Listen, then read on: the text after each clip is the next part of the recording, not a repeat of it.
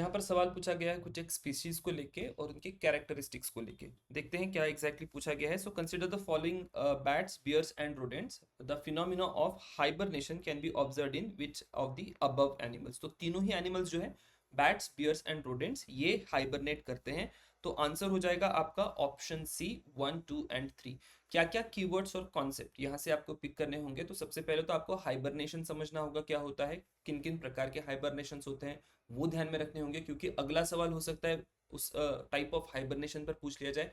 आगे आपको ये समझना होगा कि ये जो बैट्स है, रोडेंट्स है, इनका यूनिक बिहेवियर क्या होगा और उनका इकोलॉजी या इकोसिस्टम में रोल क्या होगा। तो वहां पर भी कुछ एक सवाल बनते हैं। तो यहाँ पर मैंने एक्सप्लेनेशन में दिया है कि एग्जैक्टली एक एक स्पीशी किस पर्टिकुलर पर्पस के लिए हाइबरनेट करती है। So if I talk about bats, bats hibernate करते हैं और उनका जो हाइबरनेशन होता है उसको टॉर्पोर कहा जाता है। तो एक शॉर्ट टर्म के लिए वो इनएक्टिव हो जाएंगे। क्यों इनएक्टिव होंगे? टू कंजर्व एनर्जी, क्योंकि वो विंटर की सीजन में आप देखते हैं कि जो अवेलेबिलिटी ऑफ फूड है, फूड कहीं तो भी अवेलेबल नहीं है, and that is why they will go under torpor. Bears जो होते हैं उनका भी इसी प्रकार से हाइबरनेशन आपको दिखाई देगा अगेन इन विंटर, लेकिन वो फैट रिजर्व जो होते हैं उसके ऊपर डिपेंड करते हैं। हाइबरनेट करेंगे फैट रिजर्व से, उनकी जो एनर्जी उनको रिक्वायर्ड है, they will get that energy. Rodents भी हाइबरनेट करते हैं, लेकिन रोडेंट के हाइबरनेशन में एक और डिफरेंस आपको यहाँ पर दिखाई देगा कि रोडेंट्स हाइबरनेशन में जाने से पहले अपना फूड जो है, फूड को स्टोर कर लेंगे। ठीक है, तो इस प्रकार से तीनों ही स्पीशीज में आपको हाइबरनेशन दिखाई देगा।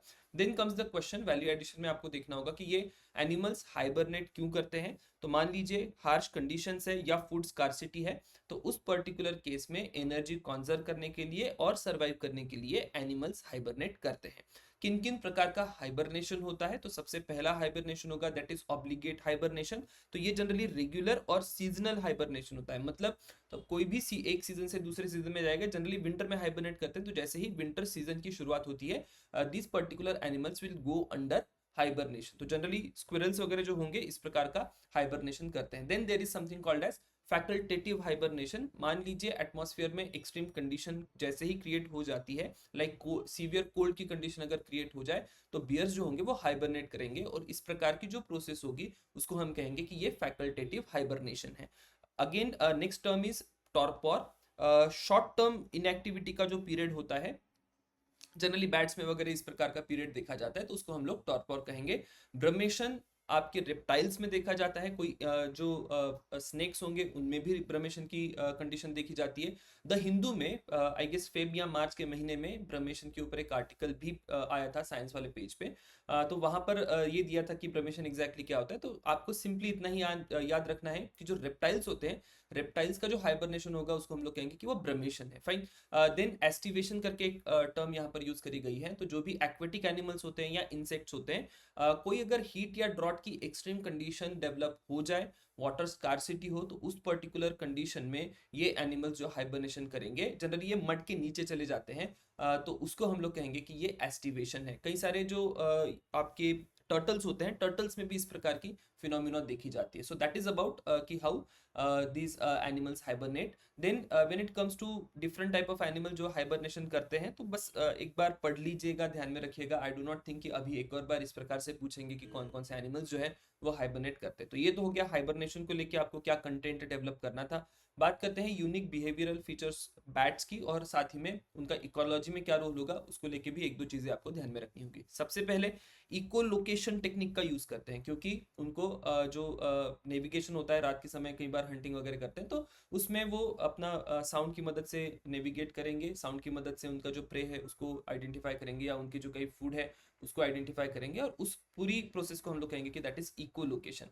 उनकी जो रेस्टिंग होती है अप साइड डाउन आपको दिखाई देगी। जनरली उनकी बॉडी लाइट वेट होती है, क्योंकि उनको फ्लाई करना होता है, तो जो बोन्स होंगे, बोन्स बड़े ही वीक होते हैं। सो उस कारण से they will go upside down. Then flight भी फ्लाइंग मैमल है, they are the known only flying mammal.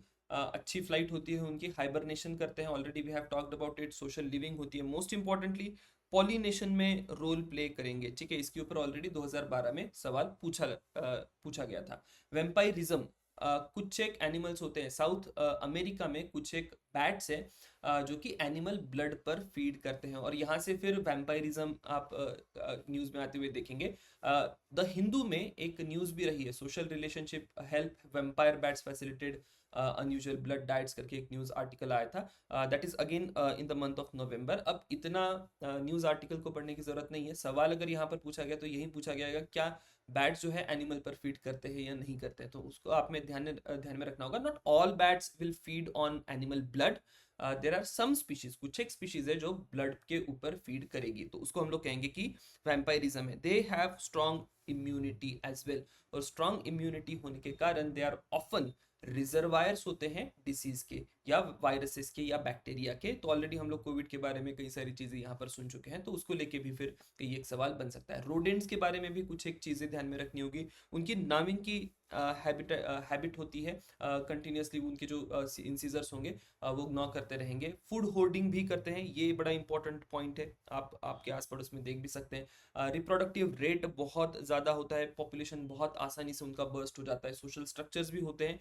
They also are disease carriers, कई सारे रोडेंट्स होते हैं जो कि प्लेग या हेंटा वायरस, इस प्रकार के जितने भी वायरसेस होते हैं उनको कैरी करते हैं। इकोसिस्टम इंजीनियर्स भी होंगे, यहाँ पर भी सवाल पूछा जाएगा कि क्या रोडेंट्स इकोसिस्टम इंजीनियर होते हैं। कई सारे रोडेंट्स आप देखेंगे कि दे विल लाइक कि आपकी जो बरिंग की हैबिट होती है उनकी, उन कारण से उनको हम कहेंगे कि वो इकोसिस्टम इंजीनियर्स है। जैसे कि यहाँ पे बीवर का भी एक एग्जांपल दिया है, वेटलैंड में वो डैम्स बिल्ड करते हैं। हमारे यहाँ तो इतने बीवर्स नहीं आपको दिखाई देंगे, लेकिन अगर नॉर्थ अमेरिका में जाइएगा या यूरोप में जाइएगा तो बीवर्स एक बहुत इंपॉर्टेंट इकोसिस्टम रोल प्ले करते हैं। Fine, so that was about कि क्या क्या आपको वैल्यू एडिशन रखनी है।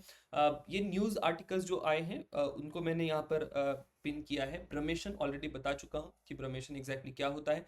एस्टिवेशन के बारे में भी हम लोग बात कर चुके हैं, ड्राई कंडीशंस में क्या कंडीशंस होगी, और वेम्पायर बैट्स के बारे में भी we have talked about. Vampire bat जो है ये ह्यूमन और बैट के बीच में एक कॉन्फ्लिक्ट का पॉइंट बन चुका है इन साउथ अमेरिका, क्योंकि कई सारे कैटल जो है, cattles are getting affected as a result of vampire bats, और उस कारण से फिर क्वेश्चन पूछा जा सकता है। यहाँ पर आप देख सकते हैं एक इंडियन फ्लाइंग फॉक्स करके टर्म यूज करी गई है, तो जो इंडियन फ्रूट बैट होता है उसके लिए Indian flying fox term use करी जाती है। बड़ा ही कॉमन होता है इंडिया में। लीस्ट कंसर्न इसका आईयूसीएन स्टेटस आप देखेंगे। ये भी आई गेस पीवाईक्यूज में है कहीं, तो भी 2012 के पहले एक बार इस प्रकार का एक सवाल पूछा गया था। Fine, so that was all about 2014 का ये प्रीलिम्स का सवाल। Will see you in next question. Thank you everyone.